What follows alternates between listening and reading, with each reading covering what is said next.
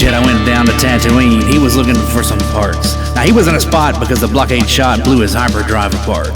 When he came across this young man fixing up stuff there in Watto's shop, and the Jedi checked out his midichlorian count and said, "Boy, let me tell you what. I guess you didn't know it, but you could be a Jedi too.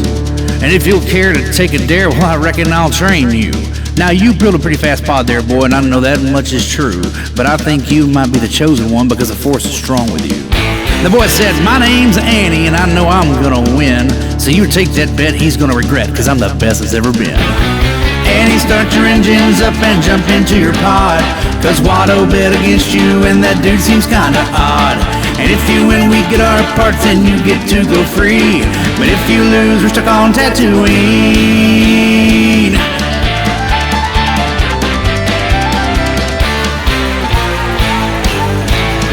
Now Jabba climbed up to the top and he said, "I'll start this show," and fire flew from the exhaust ports of the gathered pods below. But Sebulba sabotaged Danny's pod and let out an evil hiss. Then they all took off and left him behind, and it sounded something like this.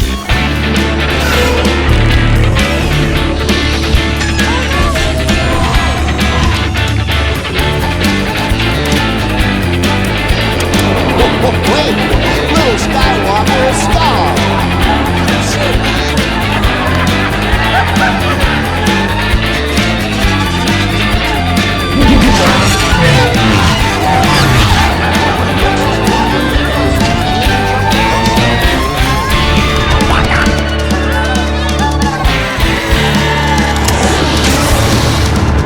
When he got it fixed, Andy said, "Well, I hope you had your fun. You got a big head start in your little go-kart. Let me show you how it's done. Skywalker's coming, run, boys, run. He ain't gonna stop till the race is done.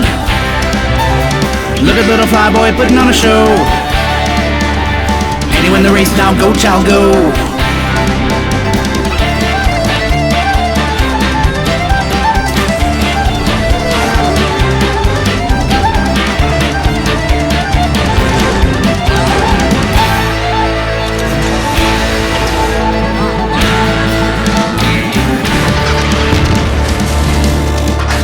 Sebulba bowed his head because he knew that he'd been beat. And he lay there in that canyon and hung his head down in defeat.